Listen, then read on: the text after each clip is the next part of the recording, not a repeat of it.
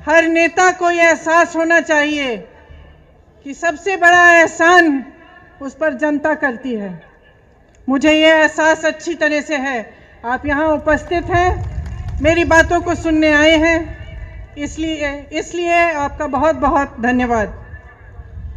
देखिए, देश की जो स्थिति है वो शायद मेरे से अच्छी तरह आप सब जानते हैं।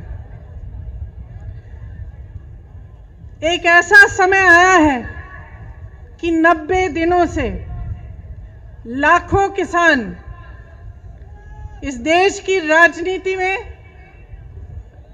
के बाहर, दिल्ली के बाहर बैठे हुए हैं, संघर्ष कर रहे हैं, आंदोलन कर रहे हैं। 215 किसान शहीद हुए, बिजली काटी गई, पानी रोका गया, उन्हें मारा गया, पीटा गया। वे शांति से बैठे थे। देश की राजधानी की सीमा को इस तरह बनाया गया जैसे देश की सीमा थी। तमाम पुलिस की फोर्स लगाई गई, किसानों को प्रताड़ित किया गया। जो किसान अपने बेटे को देश की सीमा पर देश की रखवाली करने के लिए भेजता है, उस किसान को अपमानित किया गया, उसे जलील किया, उसे देशद्रोही कहा, आतंकवादी कहा। प्रधानमंत्री जी ने पूरे सांसद के सामने उसका मजाक उड़ाया, उसे परिजीवी कहा, आंदोलनजीवी कहा। देखिए, इंसान की तरह देश का भी एक हृदय होता है। उस हृदय के धड़कने से देश जीवित होता है। मेरा मानना है कि हमारे देश का हृदय, उसका दिल किसान है, जो जमीन से जुड़ा है, जमीन को सींचता है, उसे उपजाऊ बनाता है, इस देश का अन्नदाता है, इस देश को जीवित करता है। लेकिन आज जब चौधरी तिकायत जी के आंखों में आंसू आते हैं तो हमारे प्रधानमंत्री जी के होठों पर मुस्कुराहट आती है, उन्हें मजाक सूझता है। आज किसान के घरों से लूट हो रही है और प्रधानमंत्री जी के 2 पूंजीपति मित्रों को पूरी छूट दी गई है। आपके सामने आकर प्रधानमंत्री जी ने बार बार हर चुनाव में ये वादा किया था कि गन्ने का भुगतान आपको दिया जाएगा। मैं आपसे पूछना चाहती हूं, आपको मिला? उन्होंने कहा था आपकी आमदनी दुगनी होगी। मैं आपसे पूछना चाहती हूं, दुगनी हुई? आपको मालूम होगा कि पूरे देश भर में गन्ने का भुगतान 15,000 करोड़ रुपए है। और आज मैं आपको बताना चाहती हूं, शायद आपको ये नहीं मालूम होगा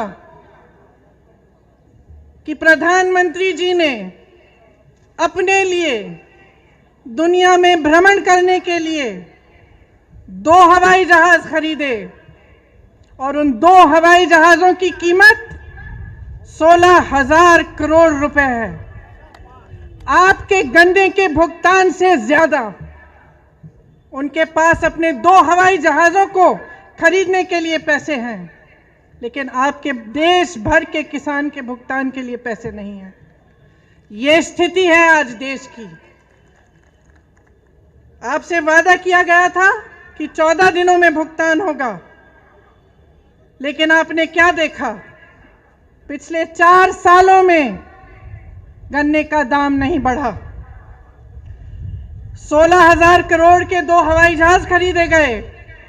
20,000 करोड़ की स्कीम बन रही है कि जो संसद भवन है, जो देश की राजधानी इंडिया गेट है, और उसके आसपास की जो इमारतें हैं उनके सुंदरीकरण के लिए 20,000 करोड़ की स्कीम बन रही है, लेकिन आपके गन्ने के भुगतान के लिए 15,000 करोड़ उपलब्ध नहीं है।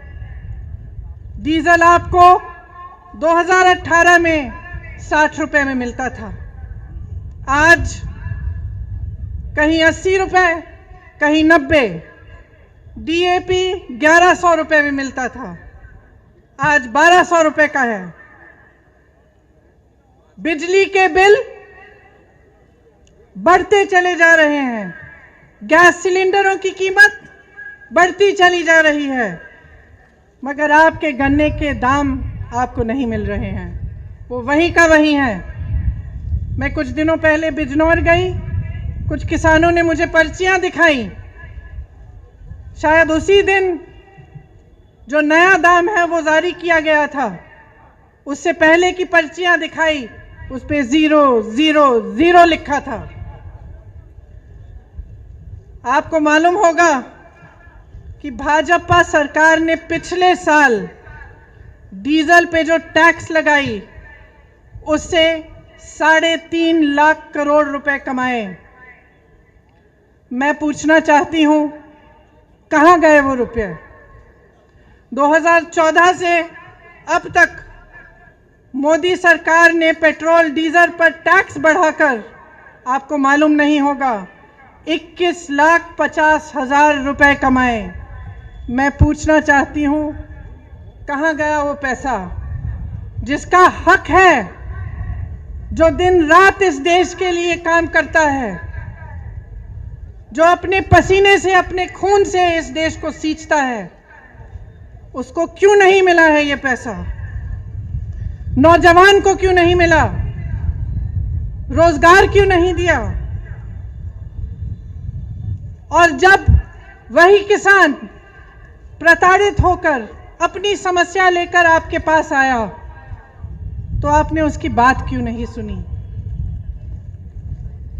दिल्ली का बॉर्डर नरेंद्र मोदी जी के घर से कितना दूर है? 5-6 किलोमीटर दूर होगा। और वही प्रधानमंत्री जो अमेरिका जा सकते थे, पाकिस्तान जा सकते थे, चीन जा सकते थे, जिन्होंने पूरी दुनिया में भ्रमण किया, वो उन लाखों किसानों के पास नहीं जा पाए, उनके आंसू पोंछ नहीं पाए, उनकी बात नहीं सुन पाए। क्यों? क्योंकि उनकी राजनीति सिर्फ अपने लिए है, अपने लिए और अपने खरबपति पूंजीपति मित्रों के लिए है। इसी समय जब पूरा देश तड़प रहा है, किसान तड़प रहा है, भुगतान नहीं हो रहा है, इसी साल में अगर आप देखेंगे कि इन 1-2 खरबपति मित्रों ने कितना पैसा कमाया तो आप चौंक जाएंगे। हजारों करोड़ कमाया है और आप सड़क पे बैठे हुए अपने हक के लिए संघर्ष कर रहे हैं, आंदोलन कर रहे हैं और कोई सुनने को तैयार नहीं है। जो 3 कानून इस सरकार ने निकाले हैं उनका सार तो आप जानते ही होंगे। पहला कानून कि प्राइवेट मंडियां लगेंगी और सरकारी मंडियों में जो टैक्स लिया जाता है वो प्राइवेट मंडियों में नहीं लिया जाएगा। इसका मतलब क्या है? इसका मतलब ये है कि आस्ते आस्ते सरकारी मंडियां बंद हो जाएंगी। और आप सब जानते हैं कि सरकारी मंडियों की खासियत ये है कि आपको न्यूनतम समर्थन मूल्य मिलता है, कि कोई भी कहीं से भी आकर आपको ये नहीं कह सकता कि आपको कम दाम पे आपसे खरीदेगा। प्राइवेट मंडियों के खुलने से और उनको मजबूत बनाने से क्या होगा? बड़े बड़े खरबपतियों की मनमानी होगी, जो दाम चाहते हैं वही देंगे, जब खरीदना चाहते हैं तभी खरीदेंगे, जब बेचना चाहते हैं तभी बेचेंगे। दूसरे कानून में लिखा है कि कॉन्ट्रैक्ट फार्मिंग होगी। कॉन्ट्रैक्ट फार्मिंग का क्या मतलब है? इसका मतलब है कि आपके गांव में, आपके जिले में आकर बड़े बड़े खरबपति आपके साथ एक सौदा कर सकते हैं कि देखिए आप 10 लोग हैं, आप हमारे लिए गन्ना उगाइए, जब गन्ना उग जाएगा हम आपको इसके लिए 500 रुपए देंगे। लेकिन जब आप उसको उगाएंगे तो अगर उस खरबपति का मन हो तो वो आपसे कह सकता है कि ना मैं आपको 500 रुपए दूंगा और ना मैं आपका गन्ना चाहता हूं। उसको कहने की अनुमति है, वो कुछ भी कर सकता है। क्यों? क्योंकि इस कानून के तहत आपकी कोई सुनवाई नहीं है। अगर आप अदालत में जाना चाहेंगे, उसकी शिकायत करना चाहेंगे, तो आप सिर्फ एसडीएम के पास जा सकते हैं और उनके ऊपर जो एक अधिकारी है उनके पास जा सकते हैं, लेकिन आप अदालत नहीं जा सकते, आप अपने हक के लिए लड़ नहीं सकते। ये लिखा है उस कानून में। तो आप सोच सकते हैं कि एक तरफ आप और आपकी छोटी सी खेती और दूसरी तरफ प्रधानमंत्री के बड़े बड़े खरबपति मित्र, आप बताइए किसकी सुनवाई होगी? ये जो नए कानून बनाए गए हैं, इन कानूनों के तहत न्यूनतम समर्थन मूल्य खत्म होगा, सरकारी मंडियां खत्म होगी, आपके हक खत्म होंगे।